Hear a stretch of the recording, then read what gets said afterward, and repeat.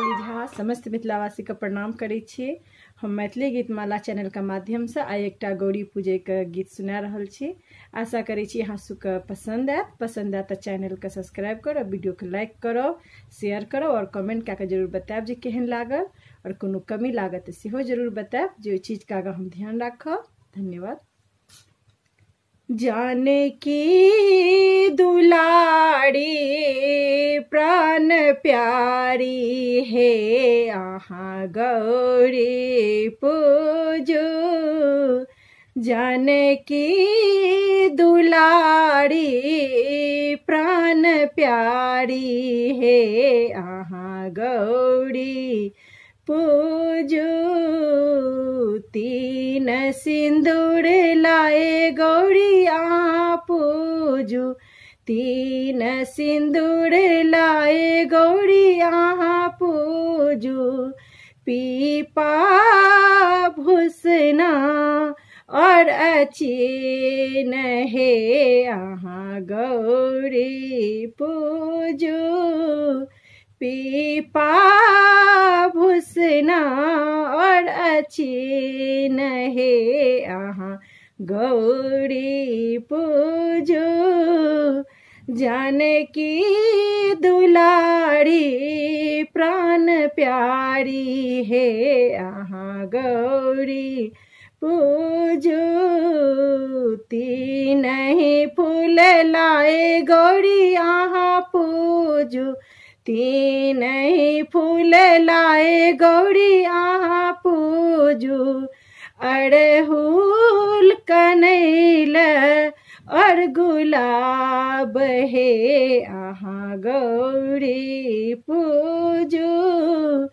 अड़हुल कनैल और गुलाब हे आहाँ गौरी पूजो।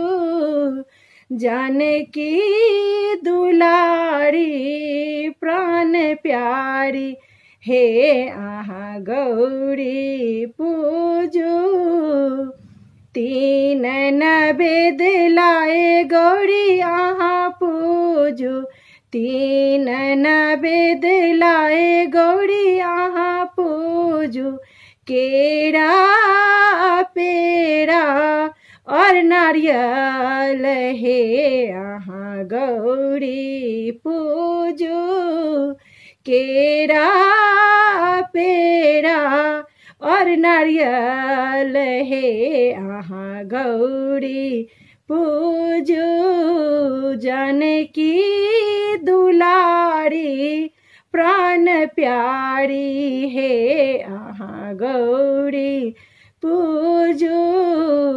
तीन ही धूप लाए गौरी आहाँ पूजो। तीन ही धूप लाए गौरी आहाँ पूजो। सड़ार धूमन और गुगुल हे आहाँ गौरी पूजो। सड़ार धूमन और गुगुल हे आहाँ गौरी पूजो। जानकी दुलारी प्राण प्यारी हे आहाँ गौरी पूजो।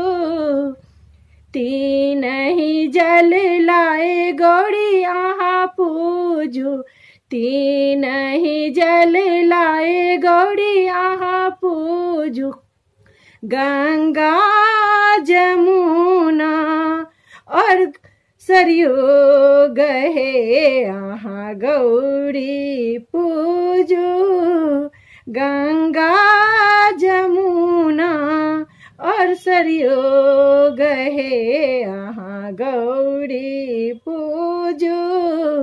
जानकी दुलारी प्राण प्यारी हे आहाँ गौरी पूजो। जानकी दुलारी प्राण प्यारी हे आहाँ गौरी पूजो।